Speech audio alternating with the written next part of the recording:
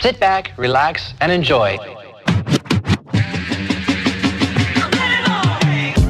What's going on, y'all? It's your girl, DJ Kickit. And this is DirrtyXris. And this is the Scratch Theory of Texas podcast.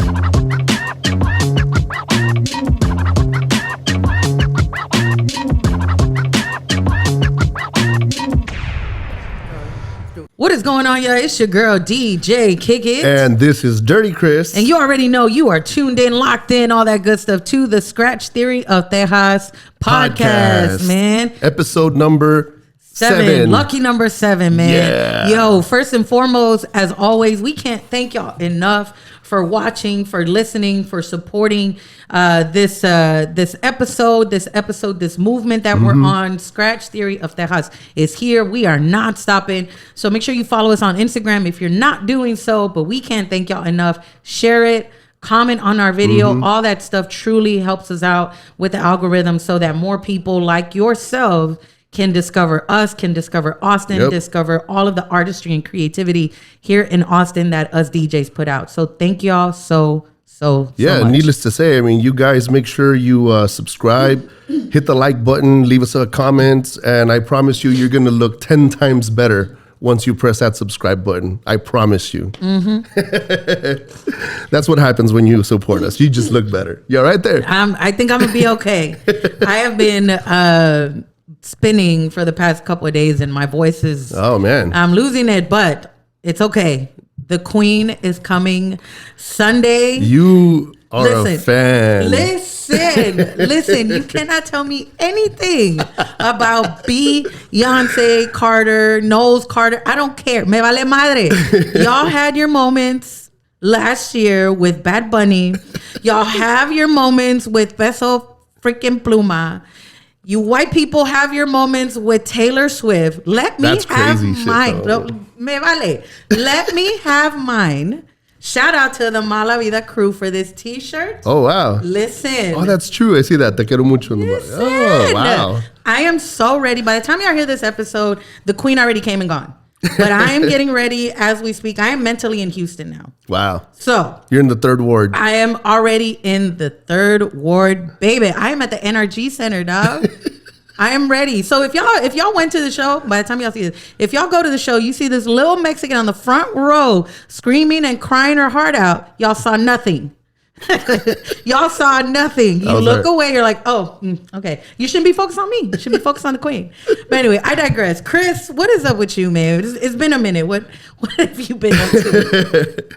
Well, I think the last time I saw you was the last episode that we recorded. So, just same thing. Just doing a little bit of this, a little bit of that. With the photography school still. I mean, I haven't been able to spin because I've just been so busy with stuff. But I do have a few gigs coming up pretty soon, so I'll give you guys the details on that. Yeah. But yeah, I've just been, trying to perfect our workflow. Yeah. No, I appreciate what you do, man. Thank you. Listen, y'all, like I said, the support, is very crucial. Yep. Support your peoples because, you see all these other influencers or big time YouTubers out there. And when I talk to the locals, like, man, why can't we have our own? Well, we're here. Yeah. And we can't do it without y'all. So yeah, we're doing it for y'all. We're doing it for us. I'm trying to put Austin, Texas still, or keep it still on the map. You know what I'm saying? And Chris, so one thing that I saw this week specifically was that you were part of the B-Boy City event on Wednesday. So tell me a little bit about that, man. Yeah, so the homie Carlo hit me up and, wanted us to help promote for the event. And we did. And I'm glad that we did because we got a pretty good turnout. And we had our very own DJ Lone Star. Hey, shout out to Lone Star. Hey, shout out Lone Star. On the judge's seat, Scratch Theory had a seat there. And we had 4 DJs, which was a pretty good turnout. DJ Cymatic, Bruce Wayne, Boogie Beats, and DJ Clova. They were all part of the battle. And we had a pretty good turnout. It was for B-Boy City, and there was a lot of B-Boys there. It was just pretty good. I wish there was a little bit more of a local turnout. Speak on it. Well, I saw a few of the DJs that we know. I think I saw Andre there. Manila Ice was there. Lottie Da was there. He was hosting. Buck Rogers, right? Yeah, Buck Rogers was sort of like a headliner. He was, doing what Buck Rogers was Buck Rogersing. Is that correct? Yeah, that's what he was doing. And but I wish I would have seen a lot more people from our city just be there, support and stuff like that. It was good. It was a good turnout. But it could have been a better turnout if we would have had all the guys there, all the girls there. Yeah, that's funny you say that because I've noticed that ever since the pandemic, the support, the attendance on certain things has gone down. Yeah. Right. And that's not to minimize people that are loyal to either certain DJs or certain events. Right. That's not to minimize that. But I was only here for about 8 months right before the pandemic. But just in speaking to other club promoters, event coordinators, bar managers, club owners, etc., that's like a common thing that I hear is that the support has definitely gone down a little bit. Yeah. Like before they used to be able to put up events and everybody from the city would show up. Yeah. And then now it just seems like it's kind of watered down. And I'm curious, like, I wonder why that is. I don't know, but if it's like maybe too much going on or. You know what? That's a good point. I do see that people are having to work a little bit harder to promote those events. You know what I'm saying? Because believe it or not, like when you promote stuff, and I know you've promoted stuff, you get feedback in one way, shape or form. And you can kind of gauge like what your turnout might be. It's crazy because you might think it's not going to be a good turnout. And then boom, it's a great turnout. Exactly. Or vice versa. You could think like, man, this is going to be great. And then it's kind of like 5 people. Exactly. Or like this. Yes.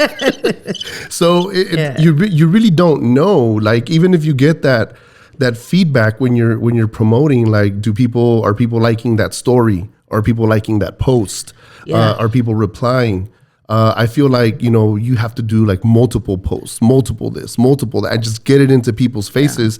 I've seen people that promote their events. They have to do it a little bit more than they used to. So much more. Yeah. It's more than just now creating a flyer and posting it. Yeah. You have to make it look cool. Yeah. You have to make it eye-catching. Right. You also have to not only constantly post about it, but creating reels about your event, creating a reason why people should go. It's no longer, and I hate to say this, and this is obviously as a DJ saying this, nobody's going to go just to see you. They want to see the experience. The experience, like, make me want to get out of the house to go to this event, to dress up, drive on 35, on I-35 and get to your event. And it sucks. And it just seems like maybe that's the way we're going now. Yeah, I mean, COVID definitely changed the dynamics of a lot of stuff. And specifically in the entertainment business, which is what we do. I've definitely seen, a difference, because there's a lot of clubs that even closed. Bars that I used to DJ at, for example, like the Eastern. I remember, I used to go there just about every Friday or every other Friday with All Day Ray. And we would shout out to All Day. Shout out, man. And we would have a throwback Friday. So we would do nothing but 2000s. And it was so fucking dope. And then COVID happened and then they did not open back up. Man. So, and I think that was a pretty iconic place on the east side, on E6. Yeah. But COVID fucked it up. Yeah. No, and I think, another thing too, I wonder if a lot of us are getting complacent with ever since the pandemic being home. You know what I mean? Yeah. And I could just see what's going on at the club by your stories. Yeah. You know what I'm saying? I wonder if some of it has to do with it too. But yeah, there's so much pressure now to make sure that people come to the event. And then when people come to the event, for people to stay at the event. Yeah. Like, are you having, in different interactions, different installations? What kind of music are you playing? Who all going to be there? That kind of thing. Do you think construction has a lot to do with it too? Because Rainy Street? Hell yeah. Like where I come from, I-35 is a shit show right now. It is so bad. So the lane turned from 3 to 2 on the highway, but then I had this I had this little route that I used to go through so I can just get off, get back on, get off, get on. Yeah, I had this little move. And now what they did is they condensed the whole shoulder to one lane, open it up to two for like 2 seconds, and then back to one. And it's all pure construction. And the businesses that are there, they're gas stations. So you have 18-wheelers coming out of there all the time. So it's a mess. Yeah. You know, just for me to go to a gig in the city, I have to allot at least a good 30 to 45 minutes. Yeah. Just because of that one area. Right. Still, that's not even talking about once I get to downtown, once I cross the bridge. So I think construction does have a lot to do with it too. Yeah, definitely. I mean, just for anyone to get out of the house. And another side of construction, like I mentioned, was like Rainy Street. They have construction on the street, like literally on the middle, in the middle of Rainy Street. I'm so sad about Rainy. Like, it's not what it was. I'm so sad about it. I mean, we went to record like our preliminary episodes there. Yeah. You know, Javelina's closed. Yeah. We would walk pretty much miss freely. Those chicken sandwiches. Hey, I mean, look, if anybody knows about the old school Javelina chicken sandwiches, who is the cook? Y'all go give him a kiss for me. I need a chicken sandwich. Yo, them things were bomb. Better than the Popeyes and Chick-fil-A? Hell yeah. Wow. Yes. That says a lot. That homophobic ass chicken sandwich. Yes. Although I love me my Chick-fil-A. Damn it. But yes, like I love that chicken sandwich, but I digress. The Popeyes one is pretty good too. Have you tried that one? Yes, I have. What do you think? It's good. Not better than Chick-fil-A? Nah. Really? Yeah. I think I liked it a little bit better. Homophobic ass chicken sandwich. Homophobic ass, you good. Homophobic you good. Is so goddamn good. Makes me want it on a Sunday. Oh, it pisses me off. Oh my God. No, I mean, yeah, I think Rainy Street has definitely been affected. I know the DJs at Placeholder are not there anymore. Yeah. And I think that business has been affected. Shout out to Diggy. Shout out to Arlie. Shout out to all my dudes there, man. Yeah. You know, they've been affected. The construction there is ridiculous. It's nothing but high rises. They've closed a whole bunch of businesses there. So, you know, people are not going to want to go to Rainy Street. For what? Exactly. It's not the same anymore. It's not. Yeah. So even if you have an event there, why would they want to go? For what? Yeah. Parking's horrible. It's expensive. Mm-hmm. I mean, you can pay up to $50 parking. I did during South by, and it pissed me off because I only did a 1 hour set, right? Because I couldn't find parking right in front of. You can't even Uber. They have to drive there like. Yes, and drop you off like 5 blocks away. Yeah, like I couldn't find parking in front of Placeholder because it was full. Yeah. So I parked on the opposite side of Rainy, and it was like a $55 parking tab. Yeah. And then walk to the other side, do my 1 hour set, come back. Man, I was so pissed. Oh, yeah. $55. I know, man. I mean, the city of Austin, I think, has been imposing a lot of parking fees in a lot of places. Yes. And I think it's tearing down entertainment districts. Absolutely. Sure. I've talked to a few folks that are business owners, and they feel it. Like, these newcomers are coming into Austin and are, you know, obviously constantly calling like the cops because of music or sound is too loud. It's like, hey, we were here before y'all. Yeah. You know what I'm saying? You moved to a music city. You moved to, you know, 6th Street. You moved to a music district area or whatever. Yeah. And what do you expect? And it's not to hate on people that are moving into the city, because I have friends that, you know, are from California and stuff, and they're great people and everything. That shit, I moved in here from San Antonio. You know what I'm saying? But we're Texans. True. You know what I'm saying? Like, we're Texans, and we know. Yeah. We know. Yeah. Texans. I think as Texans, we're able to navigate very well through a different city in Texas because we're Texans and we know what to expect here. We're loud and all that. Yeah. But I think when people move in, you know, they're moving in and they're bringing in money. Yeah. And money talks. So if you have a real estate mogul that is going to build a high rise and fill it up with people that are coming in to work in tech from California, from New York, and all these places, they would much more rather get that money than have Placeholder have their own events. You know what I'm saying? Yeah. You know what's another thing I noticed right after the pandemic, since we're kind of talking about it? I don't see this as much now, but I saw this a lot as soon as things opened up in 2021. Yeah. People were so sensitive to noise. Yeah. You know, like one time I was playing at Taquero Mucho. Okay. And sound level was the same as it's always been. Yeah. whatever it is, right? And one of my first times going back there to actually DJ post-pandemic, I got a lot of, hey, can you lower the music? I'm like, from who? Well, it came from the managers because people were complaining. Oh. Then it obviously came from the condos next door. Oh, I see. Is this downtown? Yeah, downtown. Yeah, because you're outside, downtown location. Yeah. But that wasn't the only place. A lot of other places were like, hey, can you lower the music? That's interesting. What the hell? Recently, I was at a spot. I won't say the name. I was at a spot and one of the, I don't know, patrons, I guess is what you call them. They came up to me and the way they worded it too. She said, I don't know what's going on. And you already know what kind of person I'm referring to. A whole ass Karen. I don't know what's going on, but me and my friends, we're tired of screaming over each other at the table. And I don't know if this is what you want or what you intended, but if there's a way we can lower the music, that would be great. And I just said, look. There's only one way. What do you mean? So I said, look, you can go talk to a bar manager, but we are about to have a whole show. Wow. So yeah, she did. She walked away. Nobody said anything to me because it was a whole event. Like we are about to have some performers come through. It's about to get even louder. Boy, why at the end of the show, she's all, like, see, shut up. Look, if you are sensitive to... Les gusta estar chingando la madre. Listen, That's what it is. Stay home with all that energy, man. Listen, y'all are better off looking at the stories. Don't come over here demanding voice, lowering the volume and shit like that. Sensitive ass people. No, I'm saying, no. But anyway, let's get to the topic, Chris. So one of the things we wanted to talk about is working too much.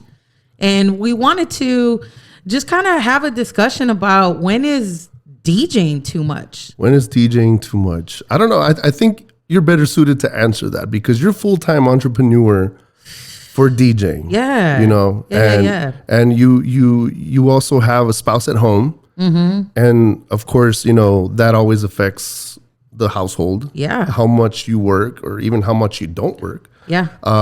So when do you think it's too much? Man, so I went full-time entrepreneurship or entrepreneur in June. Right. But before that, it was a lot on me. Yeah. Because I was not only managing a full-time business, but I was also managing a full-time career job, as a product manager in Correct. tech.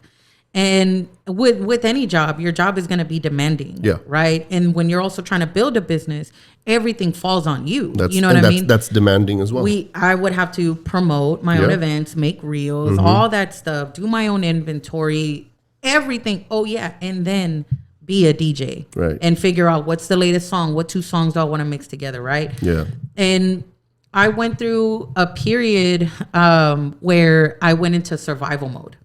When I was laid off from my tech job in June. I went into survival mode and I started hitting everybody up. Right. And say, hey, you know, if you have openings, hit me up, whatever, because I wanted to fill up my calendar because I have a mortgage to pay. You wanted to secure the bag. Yeah, for sure. I have bills to pay. You know what I'm saying? I did all that and La pinche troca. Oh, that's paid off. No, the battery and oh my God, yes. My freaking truck shut off in the highway. Like la llanta. Yeah, and then my tire popped. Like there was so much. And on top of that, I broke my fucking toe. So medical bills, no car bill, but maintenance bills. Maintenance bill, yeah. And I still got a mortgage. Right. And there's 3 mouths to feed at home. Right. It's me, my wife, and our dog, right? So chill. My baby. Yes. So, you know, I went into survival mode. And when I went into survival mode, I filled my calendar up. Yeah. And I thought to myself, okay, cool. Like, this is how much I am planning to make for this month. I had a whole spreadsheet of like how much I'm about to make, etc. And I felt good. Yeah. But then I didn't feel good. I felt fucking tired. Yeah. I felt so drained. Yeah. There was no time for family time. Like I don't know about y'all, but I do consider my dog my family. Yeah, of course. Like if they need you. Dogs are the only ones that are always happy to see you no matter what. Yeah, for sure. I walk in the house and I had just had a fight with my wife and my wife would be like, hi. And my dog would be like, hey. Yeah, dogs are amazing. We don't deserve dogs. But anyway, like there's no time for the family. There's no time for my wife. There's no time for me. And so it got to a point where I started feeling burnt out. And I didn't enjoy what I was doing. What does that feel like? It feels heavily stressed. Okay. I gained weight, right? And for me as a woman, I feel it a lot in my stomach. Okay. You know, I noticed one white hair. So I was like, hell to the no. If y'all don't know, I dread growing white hair. I don't have any yet. And the day that I do, it's going to be a shit show. La pinche barba. I know. Sorry, Chris. No, there's a whole reason for that we'll talk about another day. But like, it feels like shit. Yeah. I felt hella anxious all the time. My patience was this big. Right. You know, I would get very defensive on a lot of stuff. Yeah. And I didn't feel creative at all. Yeah. You know. Did you sleep good? Like, did you have quality sleep? Yes and no. Mm-hmm. Yes, because I would take some supplements right. to help me go to sleep. Yeah, yeah. But at the same time, like, I would wake up like, fuck, what do I have to do now? Yeah. What day is it? Where do I need to be? Do I need to be at a brunch? Okay, no, I have a gig later tonight. Yeah, that's tough. Shit. It's really hard. And I started meditating earlier this year. Mm-hmm. And even meditating wasn't helping because I wasn't allowing it to help. Yeah, yeah. I would sit there and all I could think of was, what else do I have going on? Yeah. What other gig do I have? Have I not gotten paid about this stuff? That's the other thing that was frustrating is I'm working. And then the money is like slow. Yeah. You know, because businesses have to go through some type of batching. That's crazy though. Yeah. You have to chase checks. It's so annoying. And some places, even like, I won't say who, but some businesses. Does it happen with corporate businesses? Like, a lot. Send me an invoice and then we'll send you the check later? Yeah, it happens. But it happens even with bigger, more professional events. Yeah. Where they go through like a net 30. So for those of you guys that don't know what a net 30 is you don't get paid till at least another 30 days. Wow. So you send them an invoice, everything has to be down to the T, like all the T's have to be crossed, I's dotted. If you don't have a period at a certain place, if it doesn't match what's on their vendor side, they'll push it back. So your financials have to be perfect. On point. On point. Then they'll approve it, and then you still wait 30 days to get paid. It's like, what the fuck you mean approve it? I already played for you. And it's like, man, like you expect me to be at a certain place at a certain time. I expect to get my money. It's my money and I need it now. Damn. Type of shit. That's crazy. But that's what I'm saying. So you add all of that, which that I kind of I already knew just even when I had a full-time job. The only difference is now I really like everything is reliant on what I make as a DJ versus, okay, well, I have to wait 30 days to get paid. Cool. I'm still getting my paycheck. Right? Yeah. So when you combine all of that plus filling up your books just because I was in survival mode, it's insanely stressful. Following up with emails. Yes. Equipment, failures. Exactly. And then, like I mentioned earlier, what month are we in? September? So at September. So end of July is when I broke my toe. And it was not any crazy story. Like I didn't dive in front of traffic to save my dog. Like a speaker didn't fall on me. I didn't save the day. I fucking broke my toe walking to my fucking office to go meditate. Wow. And pretend this is the wall. I cut the wall too short. My pinky wanted to go that way. The rest of my body went this way. Banqueteó el pinky. Rob, it was the whole house shook. Damn. All you heard was doom. My dog was like, ¿Qué pedo? What the fuck? What happened? You okay? And I'm like, If you guys, if there's any Nintendo heads out there, Ninja Turtles to be specific, one of the levels when they're surfing under the sewer and you hit them, they're like, my toe. That's exactly what I fucking felt like. That shit hurts so bad. Oh yeah, for sure. But look, it fucking hurt. I ignored it. I sucked it up. The next day, it was already broken. Yeah. The next day, I still go do a gig with equipment. Yeah. Right? There's no PTO. There is no PTO. Right? No. And so I'm there. I'm DJing. I'm in a fuck ton of pain. Fortunately, this one guy, bless his heart, he helps me wheel my shit out back to my truck. I'm there like super crooked, like out, next day I found out, my toe was broken. Yeah. And so, again, I had to cancel 2 weeks worth of gigs to recover. So you were forced to take time off. Yeah. Did you feel like you were working a lot up to that point when you got injured? Yeah. Oh yeah. I had just came off of 6 days straight of gigs. Damn.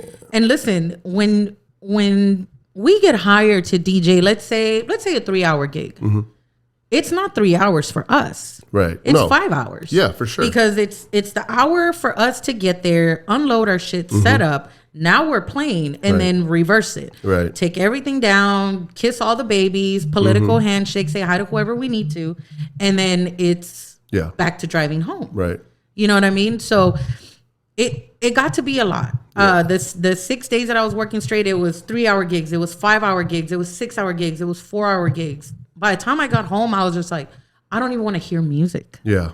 You know what I mean? I don't want to do anything that has anything to do with DJing. So you were forced to take time off because you got injured. Let's say you wouldn't have gotten injured. Would you have stopped working? No, I still would have kept going. Wow. I actually had gigs lined up. Yeah. Matter of fact, I'll do you one better. So it was the 3rd week that I had been injured and I was still on crutches, right?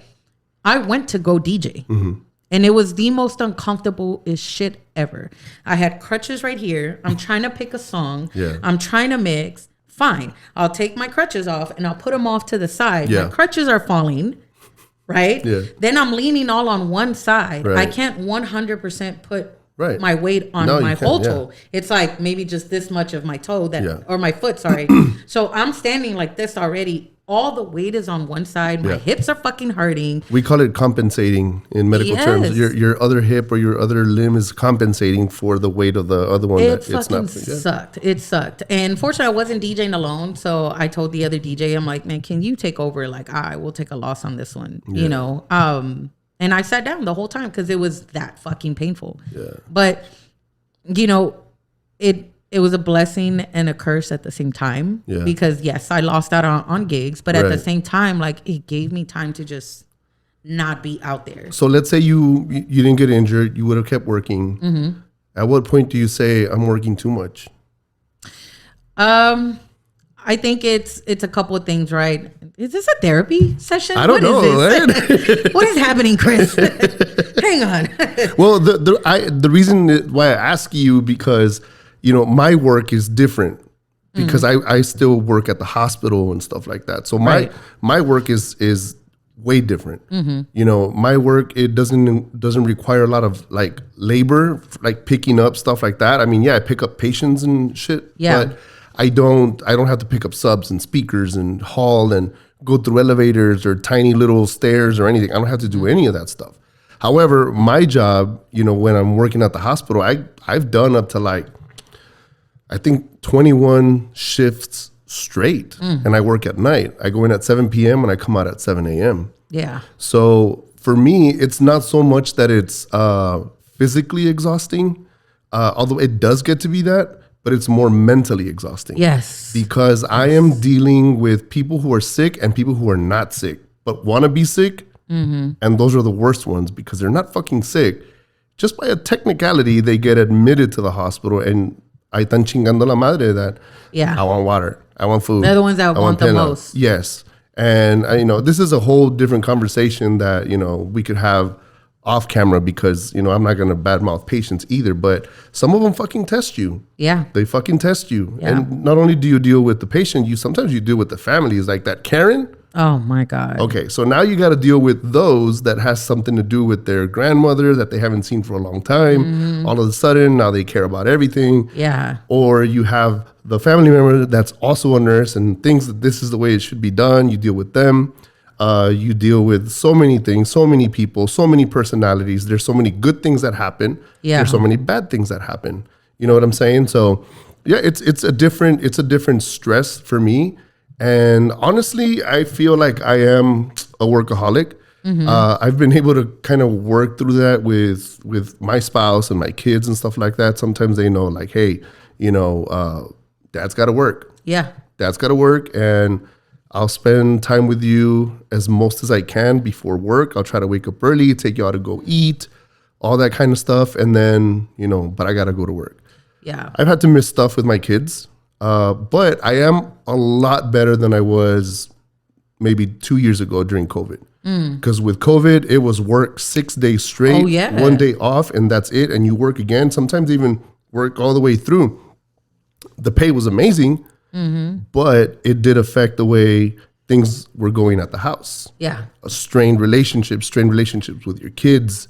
You feel like roommates sometimes. Yeah, of course. I mean, not even that, because I was out of town. So I'm trying to parent through the phone. And estos huercos no hacen caso pa nada.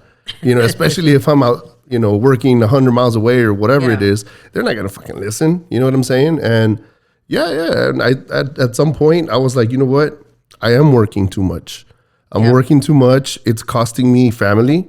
It's not costing me money, but it's costing me family. It's costing me my kids. It's costing me my health. Because I wasn't sleeping good. I wasn't even working out anymore because I didn't have. I mean, I had the time, but I just didn't feel like doing it. I was drained. Yeah. I wasn't even watching TV. I wasn't doing anything. It's like I was a freaking zombie. Yeah. It was like a freaking zombie, and I'm just working. And then, you know, once everything kind of hits at one time, I was like, you know what? Fuck this shit. Like, I need my life back. Yeah. I need my life back. And I just literally cut my hours in half. And I'm glad that I did, because cutting my hours in half, that's when I started getting, you know, more into the creative stuff, like the photography, the podcasting, the videography, building the studio here and all that stuff. You know, I had already made enough money to do all that stuff. Yeah. But now it was time to actually build here where I can, you know, be at home. But, oh yeah, I mean, there's definitely, you know, a sense of despair when you're overstressed. And especially if you're self-employed, who do you run to? Who do you talk to? Exactly. You know, I'm very thankful that I have my wife in my corner and is super supportive. I've heard so many episodes and conversations surrounding DJs and their significant others. And the common thing that I always hear is, well, my girl's always gonna get mad at me. My girl's always bitching at me because I'm at the club and blah blah blah. It's always blaming the significant other, right? And granted, there are some significant others. For sure, that are crazy. my ex. And so with that said, you know, it's very important that there is a conversation, an ongoing conversation about what your goals are with your business. How is that going to how is that going to improve the relationship, right? How is this feeding the relationship? Where is that work-life family balance? Yeah. Because when Jess first moved up here, right, I was still go. Right. I put her second. Right. And we had a lot of heart-to-heart about it, because I'm like, look, I have momentum going. Like, I never thought I'd be here where I'm at, et cetera. I'm having a lot of fun with it. Yeah. But we had just been married for like a couple of years. Yeah. You know what I'm saying? Yeah. So it's priorities. Yeah. Also, you know, when I went through those 6 days, and this is just one of many like weekly streaks of me working. Yeah, but this one in particular, when I was done, and when I woke up the next day of my fucking first day to myself, I just wanted to be around her. I just wanted to be at home. Yeah. I just wanted to sink myself into my couch and do nothing that had to do anything with music, anything with DJing. And y'all, I love what I do. Yeah. But fuck, I wanted to watch The View. I wanted to watch the news. I wanted to watch Dr. Pimple Popper. I love that show. I'm weird. I love that show. I wanted to watch like home improvement shows. I wanted to just watch all these different things that have nothing to do with music and just be in my wife's arms. Yeah. Like, and with our doggy right there. You know what I'm saying? Because man, that felt so good. Like, just to be at home. Yeah. You know what I mean? There was something else I was going to share too. So one thing that's been helping me, that's what I was going to say. So this chingazo que me di, this broken toe, really, I mean, Helios, shout out to Helios, had said this. She's like, you know, maybe this was a blessing in disguise for you to fucking slow down. Yeah. And I'm like, but I was going to go meditate. Fuck, you know what I'm saying? So it was a wake-up call for me. Yeah. What has been helping me, though, is a couple of things, right? Like, the first one is trying to figure out a routine, trying to figure out like my time management. And I'm not perfect at it at all. But I had to like really sit with myself. And Sundays, for some reason, Sunday nights really work for me, except the Sunday because I'm gonna be screaming my heart out for Beyonce. But Sunday evenings, for some reason, work for me, where I get to look at the rest of the week and see, okay, these are the gigs that I have coming up. What do I need to do between today and these gigs to prepare for them, to make sure that I have, or that we have our meals ready at home, so I'm not out eating? Where am I going to fit time for me, either to meditate, just to have 5 minutes to myself in the morning? Right. But the other important part for me is working out. I've had this conversation with a lot of people, and I'm like, look, you need to get out there and do something. It's not about looking a certain type of way, losing X amount of weight. It's just fucking feeling good, because face it, as DJs, we have to carry our equipment. We have to push our equipment. Even if it's your controller, you still have to have it on a backpack. You have to carry it with you, right? So how are you going to do these things if your cardio is not there? And I'm not saying go run miles. Right. What I'm saying is, like, hopping on a bike for 5-10 minutes is not going to kill you, right? Lifting a couple weights so you could lift, you know, your speakers, your subs, whatever it is. That shit's not going to kill you. And I am very thankful that I kept that up, because during my injury, like, I was able to hold my weight up with these fucking crutches. You know what I'm saying? But then also too, like, it helps a lot to clear my mind. Absolutely. I feel the most creative when I'm at the gym. Really? Surprisingly. You get a lot of ideas while you're working out? Oh my God. In between sets, I'm like writing down, like, oh man, I should mix this song with this song. Oh, this would be a really good idea for an event. Is it because of what you're listening to? Or? Yeah. Okay. And I go all over the place when I'm listening to music at the gym. Dude, I've worked out to Luis Miguel. Oh, wow. I've worked out to DMX. I've worked out, obviously, to Beyonce. I've worked out to, like, you know, Colombiana music. Like, I listen to a little bit of everything. Right. And for some reason, at the gym is when the creative juices start I could see flowing. that. I could see that. I recently started working out again. I think I've been working out consistently for about 2 weeks now. Yeah. And I'm so glad that I'm back working out. I want to say maybe about 6 years ago, maybe 7 years ago, I was in my peak, like my physique, my health, everything was the best. And I missed those days. And then I started grunting when I was tying my shoelaces. Oh man, I've been there. Yeah. What the fuck? And now why am I out of breath?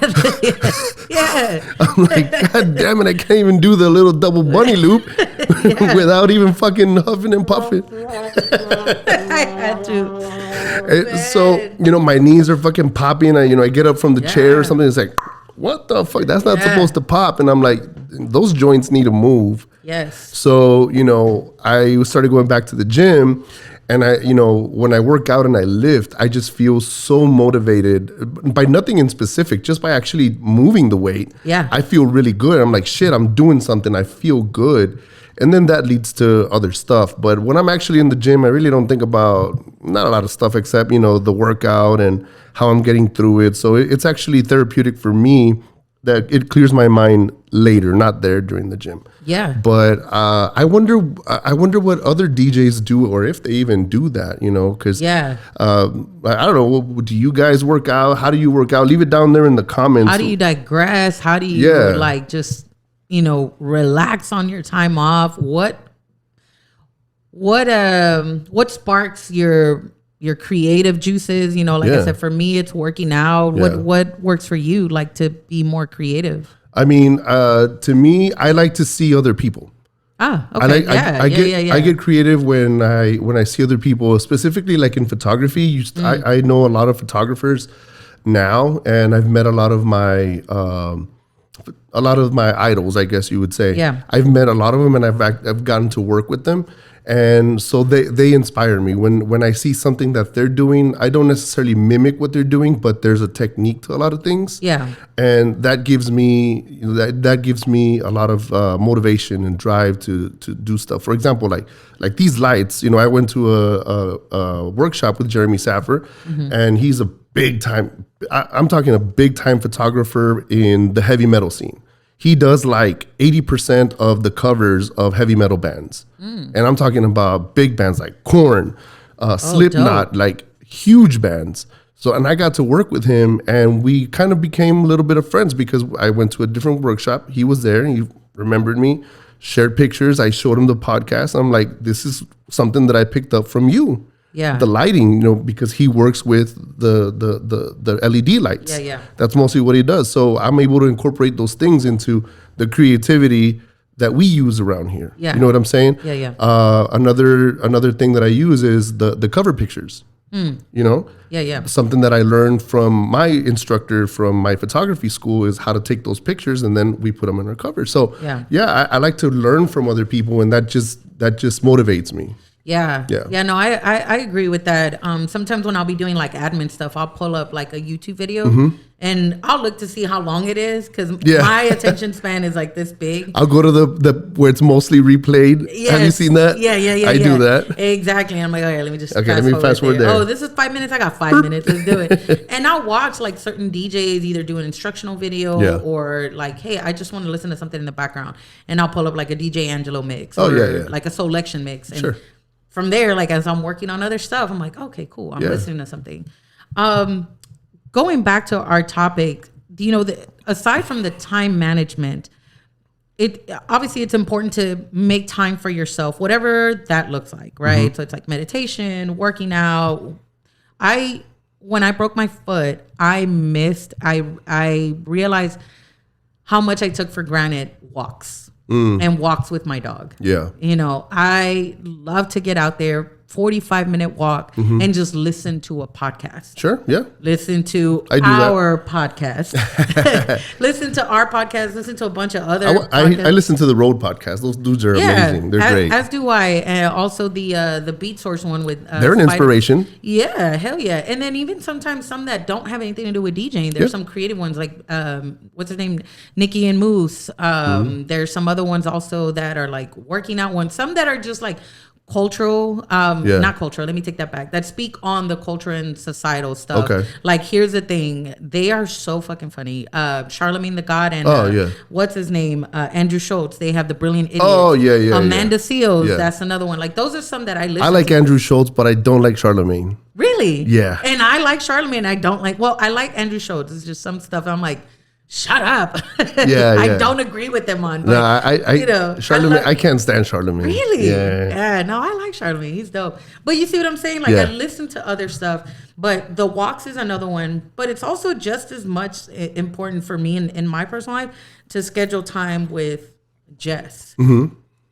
I am working on different projects, and unfortunately, sometimes the people that I work with, they're not available until the evening. Yeah. And one thing I had committed to with my wife is like, look, by 7 o'clock, no matter what is going on, I'm gonna put my phone on D&D and just disconnect. Right. And certain nights, unfortunately, it's tough to do that when I have projects pending. Or you're expecting maybe phone calls or messages. Exactly. Maybe? Yeah. But I try to make it a point that's like, look, by 7 o'clock, I am committed to us. Yeah. Because I hate when I'm talking to somebody and they're like this on their phone. Yeah. And I'm like, man, that is so rude. Oh, I know. Yeah. You know what I mean? Like, if you don't want to engage, I'd rather you be honest with me. Yeah. Be like, hey, man, I'm going to go take this. Cool. Yeah. But if we're talking, you're like, yo, that's crazy. I'm guilty of doing that to my wife. I hate it when a fucking stranger does that shit to me. So we had another heart to heart. Yeah. And it's like, you know what? You're right. Like, that's not fair to you. And it's also not fair to me. Yeah. Because then I don't get to disconnect. Correct. So look, by 7 o'clock on Monday and Tuesday, that phone is off. Yeah. And I'm watching my ratchet shows with my wife, Love and Hip Hop Atlanta. We watch all that drama because none of that shit's happening in our life. So we're like, see what's going on with these people. But you know what I'm saying? I think it's also important to have some type of routine, work on that time management. And I feel you on that, phone shit, because, I've gone through, those conversations with my wife too, because I mainly connect with people through Instagram. So if my wife looks at me and I'm on Instagram, you're on Instagram. Yes. Because I rarely use text messages. Rarely. I do. I've messaged you before, and I've messaged. And I'm like, dude, text me. I'm driving. And then you hit me on my DM. Okay, dog. So because I mainly communicate through there, because it just seems more easy to me, because I could leave a voice message or send you a picture right away. See, that's why you need to have an iPhone. Yeah, I don't know about that. Well, welcome to the galaxy world now. Oh shit! I don't have a C, so I'm still old school. But yeah, I mean, it's just easier for me, Plus, it's entertainment. I have gotten better at that. So I've also, Tuesdays when I come in from San Antonio, we watch the Star Wars show, like Ahsoka right now. Yeah. We're watching that. It's Ahsoka time. Or even before that, I would tell her, hey, meet me at BJ's Brew House and we'll meet at the bar. We'll get a drink. We'll eat till they close because they close at 11. I usually get in like around 10:15 or 10 o'clock. And that's what we would do every Tuesday. Yeah. So, and it started working out really, really good.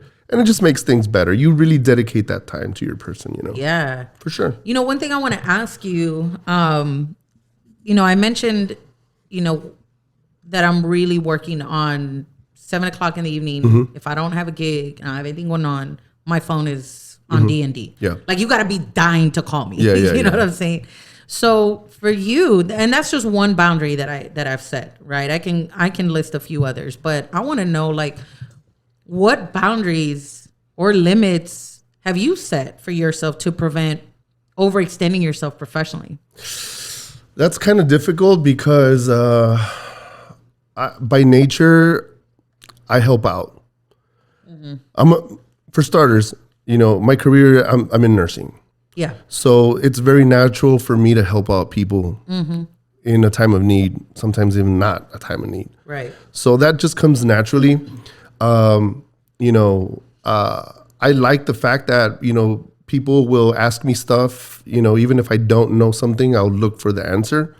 And I feel good about that, Yeah. So it's kind of hard for me to like put a boundary on that because I will help out. Yeah. I will. For example, like we had a conversation about the subwoofers. Remember? Yeah. And I know for sure I was doing something, but we were having that conversation through Instagram. Yeah. And I'm also looking for the stuff that you need. You know what I'm saying? So I appreciate that. Yeah. So it's like I'll go and I'm like. Meanwhile, I have my leg propped up with fucking eyes like watching the Ratchet TV show. Yes, or watching someone's pimple get popped. I'm like, oh, okay. and I know that I was here at home doing something in the studio. I was probably cleaning or something like that, whatever. But I'm still looking to see what it is that you needed and help you out with that. And here I'm emailing the fucking company for you. Oh, thank you. Remember, I told you, yeah. So I'm emailing the company for you, and then boom, we're done. And I continue doing what I'm doing. Yeah. That's just me. Yeah. You know what I'm saying? So a lot of other friends, they'll be like, hey, laptop's doing this. Fuck it, bring the laptop. And, last time that we were here, which I'm kind of upset at you because we had that get together and I told you and you couldn't come. Which one? I told you, remember that 2 Sundays ago. Oh, yeah. I had a gig. I know. I'm just fucking with you. But I still want my ramen birria. Oh, I still gotta get that. It was fucking bomb. Rain check. So I'm honestly, this is how the day went for me. I'm outside in the grill making the birria tacos. Not only that, as soon as I'm done making the tacos for whoever's here, I come inside, I open Lone Star's laptop, and I'm cleaning his laptop. Somebody else comes in like, hey, All Day Ray's here. Okay, cool. What do you want to eat? Yeah. Oh, this, and that. I go outside, I cook, I come back, and I'm cleaning the laptop still. That's really how my day went. Yeah. But I feel great about that. You know what I'm saying? Like, I feel really good. So when does helping become too much for you then? I don't know. Yeah. Honestly, I don't know. I don't know how to put a limit on it. Maybe because maybe that limit hasn't been tested. But, and then, I'm helping put RCAs on new techniques and shit like that. Yeah. Other friend of mine is like, yo, my fucking, my grids on my Serato are not working good. This is what I get. Yeah. I'll fucking restart shit. Do this, do that. It worked. Yeah. Cool. You know what I'm saying? So I don't know. I really don't know. It's just really in my nature to help and I like helping. Yeah. So. So do you have any boundaries or limits when it comes to like the professional side of it? So like I asked that because like, it seems like within us, within friends, you're like, I will do whatever to help you out. Yeah. But outside of that, in the professional space. Like my career? Yeah. Like how do you stop from overextending so much help in the professional world? So I do work extra shifts when they're needed. And I look at it strictly from a money point of view. Yeah. Because I know that if I put an extra shift, is this much money in my next paycheck. Right. And then that, honestly, I think at this point in my life, I'm not about my career or dedicated to my career the way I used to be in the beginning. Now, in this point in my life, my career is financing my creativeness. Okay. If that makes any sense. Oh, yeah. So, Use your 9 to 5 to finance. correct. Yeah, exactly. Right. Yep. In my case, my 7 p.m. to 7 a.m. to finance That's why I was able to build a lot of the stuff that I have because of that. So, I still have to continue education and all this stuff for my job, but I really don't care too much about that. Not that I don't care, but I wish I didn't have to. Yeah. You know what I'm saying? Yeah. But I do help as most as I can. I have a great boss. So my boss is one of the best bosses that I've ever had. So good. whenever she asks that I help, it's because she really needs it. Yeah. It's not because she doesn't want to go in or something. You know what I'm saying? So I really do try to help. Have you ever experienced a burnout either in DJing or Yes. photography? Yes. Yeah. Well, not photography. No. Photography, not there yet. I love photography. If I could take pictures every day, I would take pictures every day. I mean, I can take pictures every day, but, I can't set up photo shoots every day.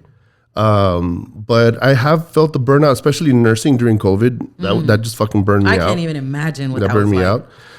DJing, yes, it burns me out when, even as little as I DJ, it burns me out when I DJ like on 6th Street and it's just way too fucking rowdy. Yeah.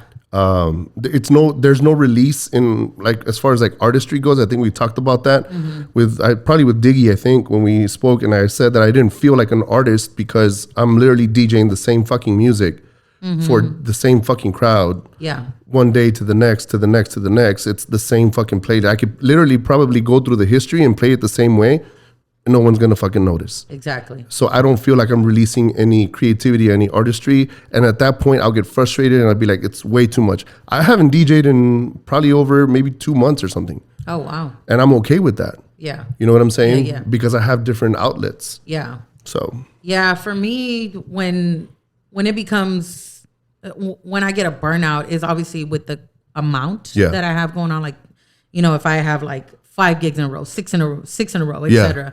Because naturally it's going to wear out on my body. Like I'm going to feel freaking tired. Yeah, of course. My brain is already fried. You know what I mean? There's so much artistry and creativity that goes into what I do. That's like my brain can't handle anymore. You get creative block?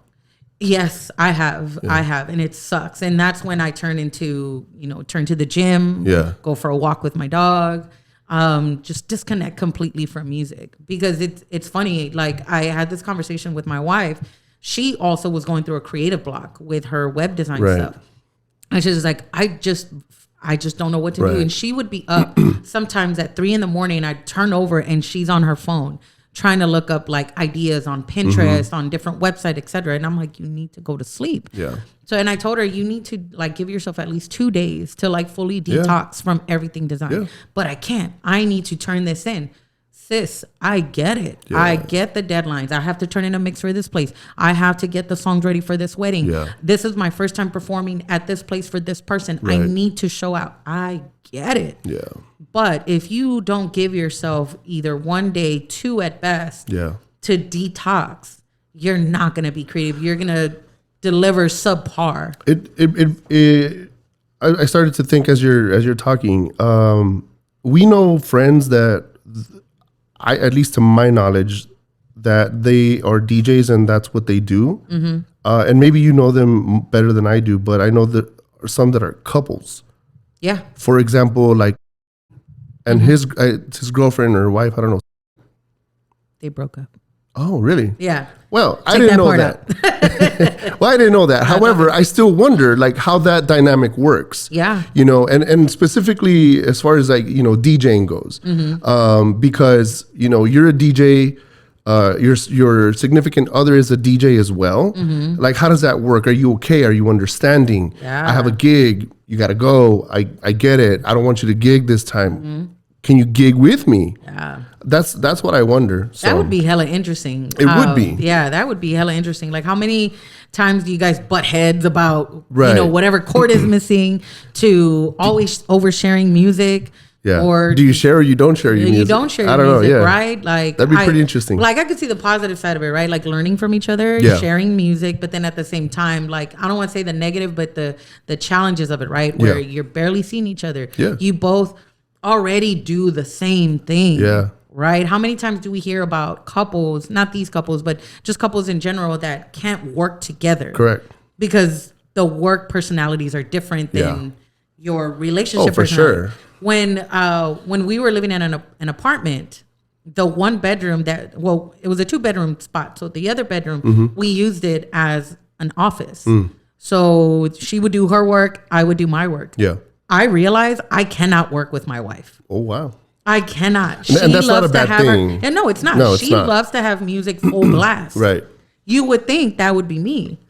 I like to listen to like lo-fi, hip hop, jazz music to concentrate Detach. on what I'm working on. Yeah. And no, she loves to hear the loud shit. And then my wife is like super tall. She has an arm span of fucking daddy long leg. Yeah. So she's stretching, she's bopping me on the back of my head. Like we cannot work in the same space. Yeah. You know? There was a point where I was hanging out with a lot of like nurses, and then I started hating that because we started still talking nursing shit while we're out. Yes. And that got to me rather fast. Yeah. So I do have friends that are nurses, and then we don't talk about shit like that. And I Yeah. enjoy that. You know what I'm saying? yeah, Because yeah. I feel like I'm a different person at work Yeah. than being a different person when I DJ. Yeah. Completely fucking different. I think so. So it's kind of, I don't know if you've heard that soundbite where it's like, hey, yo, big dog, add me on Facebook. No, I haven't And heard then it. the dude's like, I can't. Why not? Because outside of work, I'm damn near a criminal. Hey. You know? like, you don't fucking know me outside of work. You know? I actually struggled with that with this last job that I had. Yeah. Because not only was I a product manager for the company, right? I was a well-known product manager for the company because our product department was small. Yeah. But the bigger reason why I was very known is because I would DJ events I see. at work. Yeah. So I had a lot of eyes on me. Yeah. Professionally and, business wise, right? Business meaning my DJ business. So people enjoyed what I did, with my sets at work, that they'd be like, where can I follow you? And I'm like, motherfucker, like I take edibles, I smoke a little something sometimes to go to sleep. Like I'm not a killer, but don't push me. Like, you know what I'm saying? For sure. So it was tough sometimes, Yeah. you know what I mean? I unfortunately did have to decline some people. Yeah. I'd have to be mindful of what I post. Yeah, for sure. You know what I mean? Just because even though the things I do are not wrong, right? I'm not that DJ. But I'm just not your person there. Yeah. No, I have some people from work muted on my stories. Yeah. I don't give a fuck. I'm like, even if you're I not don't give a fuck if they know that they're muted, but I mean, I'm shit. like, yeah, you're not watching this because, like when I go DJ at Poppy C, Yeah. we've got dancers that are half naked. Yeah. And so obviously it's part of the show. It's promo. Right. And I have to be mindful when I would post stuff like that because, Mm-hmm. I'm going to see them the next morning at an 8:00 meeting and they saw nalgas last night. Was that a banana hammock behind you? Yeah, something like that. You sure? It was a mannequin. Relax. You know what I'm saying? So yeah, like just kind of going back to that boundaries question, it's putting up that boundary, that time frame to dedicate to your significant other, your family, your friends, whoever, right? Mm-hmm. But then also putting up boundaries of who you let into your social media space, like coworkers, right? Yeah. And then the other thing you mentioned was the money piece of it. Like, is this worth my time and money? Yeah. Now even more so as a full-time DJ, I have to be mindful of the gigs I take. Yeah. Like, is the pay worth it for me to step outside of my house, leave that family time, be there, DJ for X amount of hours, and etc. You know what I mean? So yeah, man, if anybody out there, DJ or not, actually, we welcome you to let us know in the comments. DM us, let us know what that has been like for you as far as like work-life balance. What kind of boundaries do you set up? Do you have a routine in place? What does that routine look like? Yeah. Man, let us know because y'all are not the only ones, right? Us as DJs, we go through it too. Nurses, of course. photographers, Definitely. etc. So yeah, man, hit us up in the comments. So Let us know. yeah, let's switch it up a little bit, Chris. Yeah, for sure. You wanted to talk about this new Pioneer turntable. Oh, yeah. It's the Pioneer DJ PLXCRSS12. That is a mouthful. I call it the Cross 12. The crosser. Okay, that's better. Right. You could have said that. I'm over here. A B C D C R S S 1 2 3. INDPE. Hey. No, so Tell me about this because I haven't even bothered looking up this turntable. So tell me about it. I mean, look, I'm a gearhead when it comes. As you can see, I have tons of gear all over the fucking place, right? Yeah. And This looks like the backstock of like a Guitar Center. it does. It really does. Like the stuff that they return because ya está todo. Yeah. It's all used. Yep. But I don't know, man. I honestly, I want to buy it, but I don't want to buy it because it's not going to be anything different than what that turntable can do with a phase. Yeah. You know what I'm saying? It's not going to be anything different. I'm actually pulling it up right now. Are you really? Okay. Yeah. So, I mean, it's an amazing concept, and I wish they would have come up with this shit 2 years ago. But after looking at it for quite a while, I think you saw that video where they were just DJing with the slip mat. Yeah. All they had to do was put that magnet middle little contraption, whatever it is. Exactly. And you can DJ just with a slip mat. So after looking at it, I realized that all that turntable is just a turntable with an integrated phase. It's a magnetic switch where you put the little magnet in the middle. It lifts it up, and that's it. That phase is activated, and you never have to charge it because it's already integrated into the turntable. So I'm thinking, is it really worth, what is it, $13.99? Yeah, this is $13.99. $13.99. So, and that's for one turntable. right. That's $2,800 for two turntables. God damn. No, and Lord, no. I know there's gonna be some of you guys that are gonna get it. If you get it, bring it over. I mean, let's fucking mess Can with I come it. over? I know. Bring it over, does man. that do? Because I really want to try it before I buy it. You've played like on the Rev 7, right? Yes, I have. Do you like it? I like it. More than the SRT? No. Really? You like the SRT better? Oh, absolutely. Huh. Absolutely. For a couple of reasons. Number one, it's lighter than the Rev 7. Number two, just from playing on it so much with a couple of my peers, it overheats. Really? It overheats a lot. The Rev, yeah. Even at night. So I was DJing with Eric. Eric Styles. Yeah, right? yeah. We did a Poppy C one. Is that what he uses, the Rev 7? Yes. Okay. And this was one of the hotter months. Right. Right.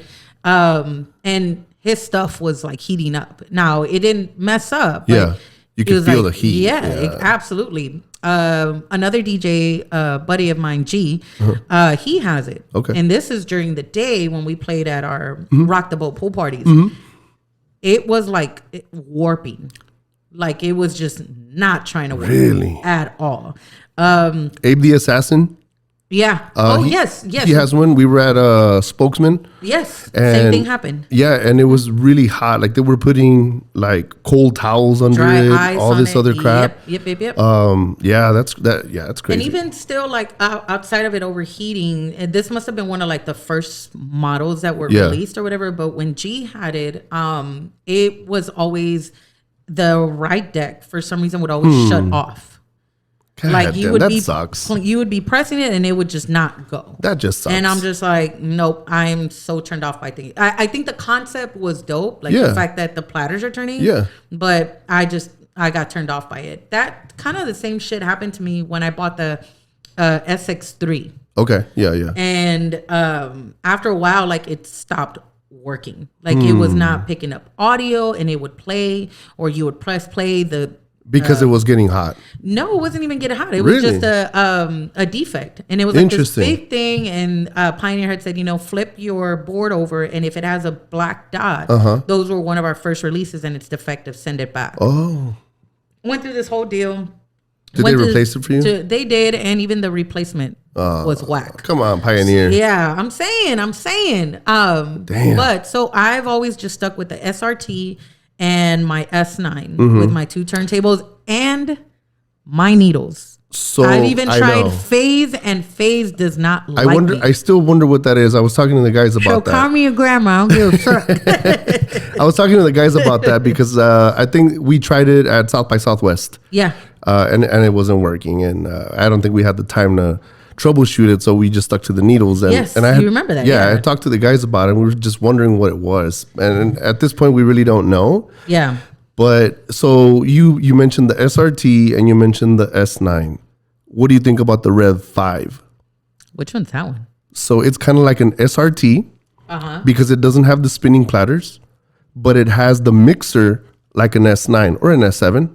It's literally an It's literally an S7 and a Rev 7 put together. Like they had a baby. If I can be honest with you, please don't kill me. This looks cheap. You think so? Yeah. This looks Really? very cheapy. Yeah. Huh. Well, I haven't. I think it's because of. I think for me, it looks the platters looks like they use the same platters that are used on some of the more beginner Okay. boards, like the SB3, SB2. Really? Yeah, it just looks that way for me, right? But you know, one thing I do appreciate with all these different boards that are coming up, Yeah. there's so much more that you can do with these, Yeah, for sure. creatively, Yeah. right? Like when I first started, I had the Newmark iDJ Pro, and that's where you can actually slip in Right, the an iPad.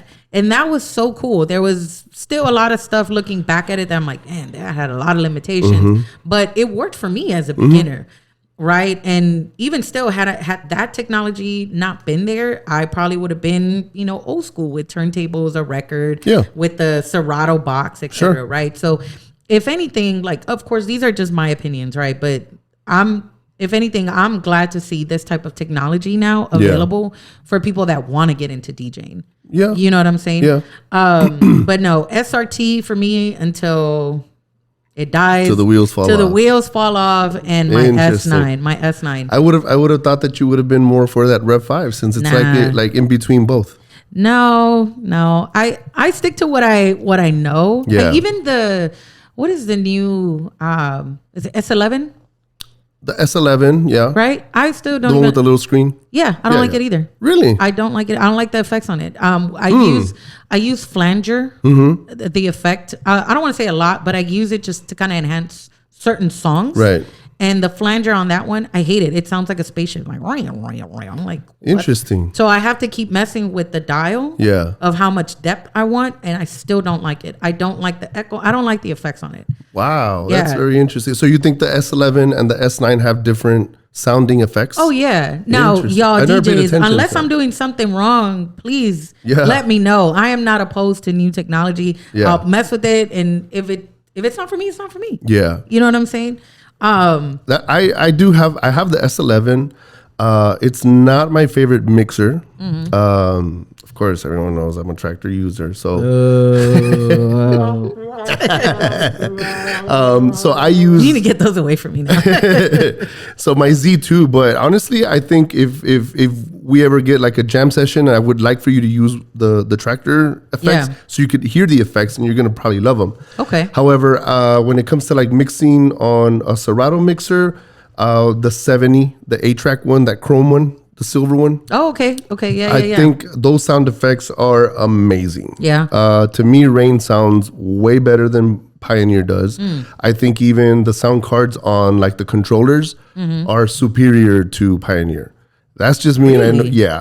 I think a lot of guys are gonna be upset at that. There's, do you know Andre Mate? I think that's the last name. He's a don't really think good so. iPhone photographer. Okay. Yeah, he's really good. Here in Austin? Yeah. Okay. Yeah, and he's a big time gearhead. He knows like specs and all this shit. Like Okay. we're in this little chat room called ATX DJ Nerds. Really? Yeah, Put and me onto that. Yeah, for sure. And we're always talking about specs about shit. It's super technical shit, super technical stuff. And he knows a lot about, you know, the sound cards and all this stuff. And I listen to him and I take his opinions into consideration a lot. But we're both Rain Yeah. enthusiasts. And I do agree that Rain has a better sound card. I think Pioneer has a better layout as far as like the mixer goes. Yeah. Because Rain has a lot going on. And unless that's the only mixture you're gonna have, you're gonna have maybe a little bit of hard time getting around it. Yeah. You will, because you're a DJ and you know what everything's for. But finding it, knowing where it's at, Right. that's a different story. But yeah, I think Rain has better sound. And just gonna circle back to that Cross 12. I still don't know if I want to fucking get that. Boy, I don't know. I want to buy your Denon turntables. Oh, them shits are fire. They look. They don't even make them anymore. I know. They've been discontinued, and the resale is still high. I know. I got those for $700. I got them for $899. Yeah, I got them for $899. And to me, they're fucking tanks. They're tanks. Turntables I'm talking about, y'all, is the Denon DJ VL12. VL12s. Yeah. Man, them shits are sexy. Yeah. Like the cheapest right now I'm seeing is $550. Yeah. I'm not going to tell y'all where, because if I buy it, I don't want y'all to try and buy it, steal it from me. Those are my go-tos. Like, they are sexy. But yeah, man, it's like $700. I'll use those when I feel like I'm like if you're going out on a date and you want to dress up nice. Yeah. I use my VL12s when I go out on a gig that I want to look nice. If I buy these are not leaving the house. Really? Hell no. You got to show them out. No. I'm rough with my shit. I'm like, all right, boom, boom, boom in my truck. Let's go. Yeah, I don't know, man. I don't know about those Cross 12s. I want to, but I don't want to. I know I was talking to RLE and he's like, oh, I definitely want to get them. But I'm like, fuck, man. They don't do anything different. They really don't. But for me to go and buy a whole new piece of equipment to use, you have to show me something different that I have not seen. Yeah. Everybody, all the controllers now have the switch, right? Yeah. The little paddle switches. Yes. Yeah. The platters are rotating, right, et cetera, et cetera. No, I want to... For me to go and spend $1,000 and change, or three, like you have to wow me. Yeah, you know what I'm saying. The first controller I ever had next to that iDJ Pro was the Newmark NS6. And one thing that I miss about that controller that I wish I could see today is the scanner that was at the top. Oh, like the needle thing. Yeah, this piece right here. Yeah. So, because for me, it was like so much easier. Just, I know, to reach to the laptop and see what part of the song. Yeah. But for that, I was just like, rip, and then boom, right there. Like it was just a convenience piece. The Rain 12s have that. I don't want to hear about Rain. I've tried Rain. Rain doesn't like me either. But yeah, like that's one thing that's something I do miss on controllers. That Newmark NS6, man, we went through hell and back together. Yeah. That shit was heavy AF. Yeah. But yeah, when I saw the SX3, I fell in love with it because it was lightweight. It had all this cool shit. Then it didn't freaking work. Then I learned about the pinche Pioneer. I'm saying, la cagan. I'm still waiting for the search field in the crates. I'm gonna get you on Rain. I'm gonna get you on Rain. But yeah, like, so, you know, went to the SX3, la cagaron, you know what I'm saying? Yeah. Then I went to S11. No, sorry, S9, sorry. S9. Yeah, I saved up my coins, got me my S9 used. I still have it. That's like my baby. Then I got the SRT. And I've just been sticking to those two. Yeah. Ever since. Honestly, until my SRT craps out, knock on wood that it doesn't. Like, I'm not letting that thing go. Now, of course, if Pioneer, you know, does a raffle or wants to sponsor, or maybe they want to sponsor. They want to give us a couple, you know, gear. I'm not opposed to it. You know, make sure you add the search field in the crate though. Now that y'all bought Serato, Serato. And Serato, add that damn folder search thing. Listen. Oh my God, yes, I need to go and organize my shit, but dog. It would be so much more convenient. Just be like, boom, boom, boom. I did this event on this date. Bam, bam, bam, boom. There it is. There's my crate. There you go. I hope they're listening. I hope so, too. I hope so. Look, y'all record this, send this to your local Pioneer representative. Come holla at us. DJ Kickit with the Beyonce T. There you go. Anyway, but yeah, man. Chris, what do you have coming up? October. By the time this launches, we're probably gonna be in October already. Oh, so what you got going on? September 30th, I'm DJing a wedding. No shit. Yeah, I'm doing a wedding. September 30th is Saturday. October. Are you sure? Next Saturday. Oh, next Saturday. Yeah, Okay. yeah. Next Saturday, I'll be DJing a wedding. Okay. A Mexican wedding. So yeah. So we're gonna have a whole bunch of like tejano and cumbias and Happy reggaeton and all that shit. belated Dia de la Independencia to all mi raza, mi gente.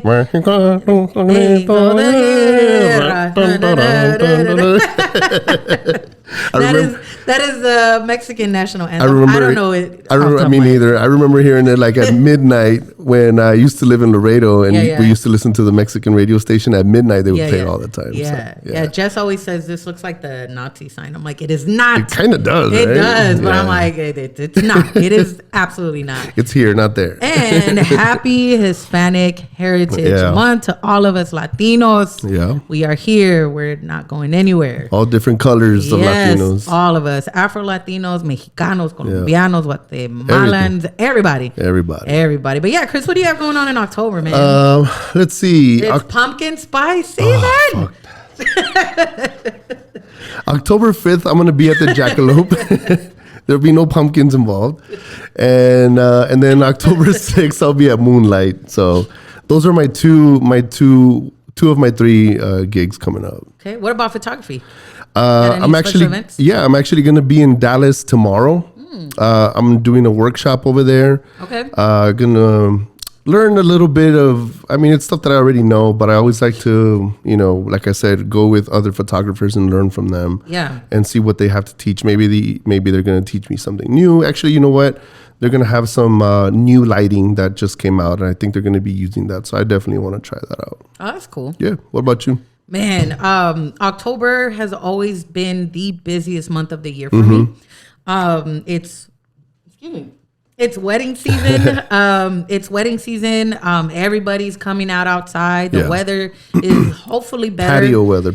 Yeah. So I have a whole month booked out of events. So make sure y'all follow me on Instagram. One in particular that I am insanely excited about is October 15th, Coconut Club. California's own R&B and Ribs is coming back. Yeah. They were here for South by, so shout out to Nopa Slaps. Shout out to the whole R&B and Ribs crew. Shout out to DJ Ortiz for plugging us in. It's going to be myself, him, DJ K Cali. It's going to be barbecue and nothing but R&B music. That's fucking dope. I am insanely excited about that. That's a really good party. Man, I'm so grateful to have had my name dropped for that party. Yeah, for sure. I'm insanely excited about that. Now, you're part of that history. They got nothing but like fucking legendary DJs. I'm saying like this, I feel so honored. So I'm not taking it for granted. I'm about to start popping my knuckles and get some worked up. So if y'all are able to come out, it will be Sunday, October 15th. I don't know what the lineup looks like as far as time slots goes, but obviously follow us on Instagram and we'll keep it posted. Another one too, I'm doing a beauty show, but I'm not the beauty. But I should be. God dang. No, I'm actually doing this beauty show. It's called Premier Beauty. They're out of Orlando. Okay. But they're bringing it to San Antonio. Okay. And they found me through hashtags. Okay. On Instagram. So there you go. There's a gem drop right there. So whatever you post, make sure.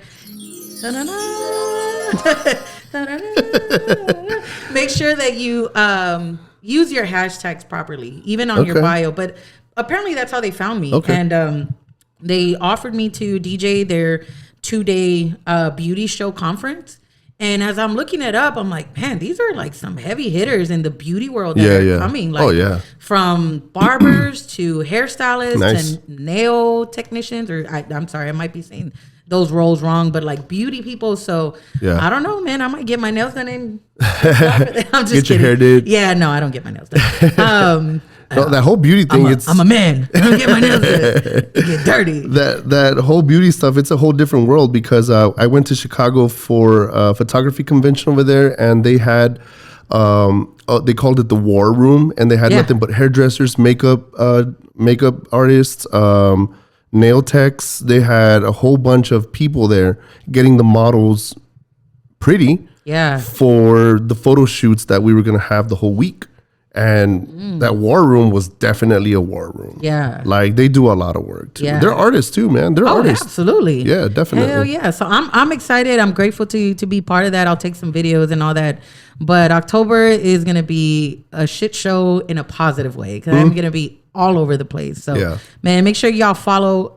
Make sure you follow me, DJ Kickit 17. Make sure you follow Chris at DirtyXris ATX. And as always, man, if you are new to this podcast, welcome. We thank you for sticking around this long. Follow us on Scratch Theory of Texas on Instagram.